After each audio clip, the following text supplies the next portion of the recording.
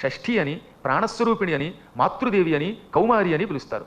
ఆ తల్లిని భక్తితో పూజిస్తే పిల్లలకు ఆయువు కలుగుతుంది. ఆయుప్రదాచ బాలానం. పూర్వం చిన్నపిల్లలు పుట్టినప్పుడు పుట్టగానే ఈ దేవసేనాదేవికి పూజ చేయించి, ఏది ఇంకా మైలు ఉండగానే, పురిటి మైలు ఉండగానే ఆ పిల్ల పేరు మీదుగానో పిల్లాడి పేరు మీదుగానో పూజ చేయించి ఆ తర్వాత రక్షా కవచం ఒకటి పట్టుకొచ్చి అంటించేవారు. ఓ తాడుని పసుపు పోస్తారు, ఆ తాడు దారాలతో తయారు చేస్తారు. దారంతో తాడు తయారు చేసినంతసేపు దేవసేన దేవసేన అనే నామస్మరణ చేసి ఆ తర్వాత దానికి మధ్యలో చిన్న పసుపు కొమ్ము కట్టి దానిని కుమారస్వామి భార్య దేవసేన దగ్గర పెట్టి అర్చకుల చేత అర్చన చేయించి వారికి ఏదో తోచిన దక్షిణ ఇచ్చి దాన్ని పట్టుకొచ్చి ఈ చిన్నపిల్లల తల్లి కట్టేయాలి. కట్టేస్తే ఇంకా అప్పటి నుంచి ఈ చిన్నపిల్లలకి ఏ విధమైన అనారోగ్యం రాదు, ఆయువు పెరుగుతుంది. అందుకని చిన్నపిల్లల్ని రక్షించే ఆ దేవతకి దేవసేన అని పేరు. దీని విషయంలో ఒక గొప్ప కథ చెబుతున్నాను విను.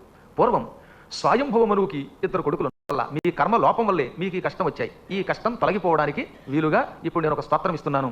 ఇది జనాచారం అనుకో శాస్త్రం అనుకో, ఈ సమయంలో మీరు పిల్లవాడు చచ్చిపోయినప్పటికీ అశుచి కాదు, మీరు శుభ్రంగా స్నానం చేసి స్తోత్రం చేయండి అని ఆవిడ ఒక స్తోత్రం ఇచ్చింది. నమో దేవ్యై మహాదేవ్యై సిద్ధ్యై శాంత్యై నమో నమః శుభాయై దేవసేనాయై షష్ఠ్యై దేవ్యై నమో నమః వరదాయై పుత్రదాయై ధనదాయై నమో నమః సుఖదాయై మోక్షదాయై షష్ఠ్యై దేవ్యై నమో నమః సృష్ట్యై షష్ఠాంశ రూపాయై సిద్ధాయై చ నమో నమః మాయాయై సిద్ధయోగిన్యై షష్ఠీ దేవ్యై నమో నమః సారాయై శారదాయై చ పరాదేవ్యై నమో నమః బాలాధిష్టాతృదేవ్యై చ షష్ఠీ దేవ్యై నమో నమః కళ్యాణదాయై కళ్యాణ్యై ఫలదాయై చ కర్మణాం ప్రత్యక్షాయై స్వభక్తానాం షష్ఠ్యై దేవ్యై నమో నమః పూజ్యాయై స్కందకాంతాయై సర్వేషాం సర్వకర్మసు దేవరక్షణకారిణ్యై షష్ఠీ దేవ్యై నమో నమః శుద్ధ సత్వస్వరూపాయై వందితాయై నృణాం సదా హింసాక్రోధవర్జితాయై షష్ఠీ దేవ్యై నమో నమః ధనం దేహి ప్రియాం దేహి పుత్రం దేహి సురేశ్వరి మానం దేహి జయం దేహి ద్విషోజహి మహేశ్వరి ధర్మం దేహి యశో దేహి షష్ఠీ దేవ్యై నమో నమః దేహి భూమిం ప్రజాం దేహి విద్యాం దేహి సుపూజితే కళ్యాణంచ జయం దేహి షష్ఠీ దేవ్యై నమో నమః. ఇది అపూర్వమైన షష్ఠీదేవి స్తోత్రం. ఈ స్తోత్రం వరుసగా 58వ శ్లోకం నుంచి 67వ శ్లోకం వరకు కరెక్ట్గా 10 శ్లోకాలు. ఈ 10 శ్లోకాలు ఆ రాజదంపతులకి స్వయంగా దేవసేన ఇచ్చింది. ఈ శ్లోకములు చదవండి, చదివి కాసి నీళ్లు చేతిలోకి తీసుకోండి, తీసుకుని చచ్చిపోయిన పిల్లవాడి మీద పోయండి. వెంటనే వాళ్ళు ఆ శ్లోకం చదివి చేతిలోకి నీళ్లు తీసుకుని ఆ మృత బాలకుడి మీద వెయ్యగానే టక్కులు లేచుకుంటున్నట్టు వాడి ప్రాణంతో మంచి సౌందర్యంతో జ్ఞానముతో ఆరోగ్యంతో బతికాడు. మంగళదేవత షష్ఠీదేవత మంగళస్వరూపిణి అని పిలువబడింది. అప్పుడు రాదు బ్రహ్మానంద భరితుడై, తల్లి ఈ మృతపుత్రుడిని బతికించావు, భయంకరమైన గురుద్రోహ పాపం నుంచి నా భార్యని విముక్తురాలు చేశావు, నీకు సర్వదా కృతజ్ఞత అని వెంటనే ఆ దేవిని పూజించి దేవి పూజ చేయించిన బ్రాహ్మణులకు ధనం దదవు, ధనం కూడా ఇచ్చాడు. బ్రాహ్మణేభ్యో ధనం దదవు. అప్పటి నుంచి ప్రతి శుక్ల షష్ఠి నాడు అమ్మని పూజించేవట. ఇప్పుడు మన అదృష్టం ఏంటంటే మీ అందరికీ, మీరు ఈ ఊళ్ళో ఉన్నటువంటి వాళ్ళకు ఒక యోగం ఉన్నది.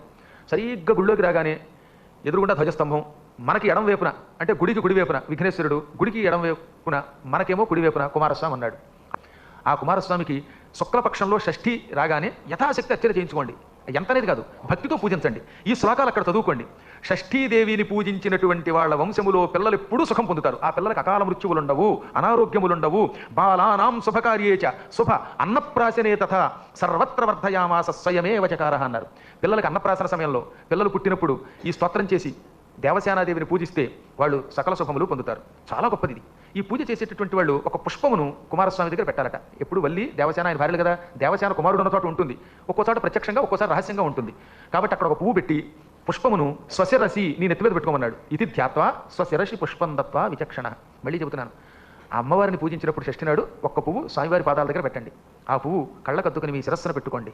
అది అపూర్వమైనటువంటి పూజ అవుతుంది. పూజలో ఉన్న లోపాలని తొలగిస్తుంది. ఈ కథ మీరంతా శ్రద్ధతో విన్నారు కనుక మీ అందరికీ వంశాభివృద్ధి కలుగుతుంది. అపుత్రో లభతే పుత్రం వరం సుచిర జీవనం అన్నారు. పిల్లలు లేని వాళ్ళకి పిల్లలు పుట్టి తీరుతారు. కాకవంధ్య అంటే ఏమిటి?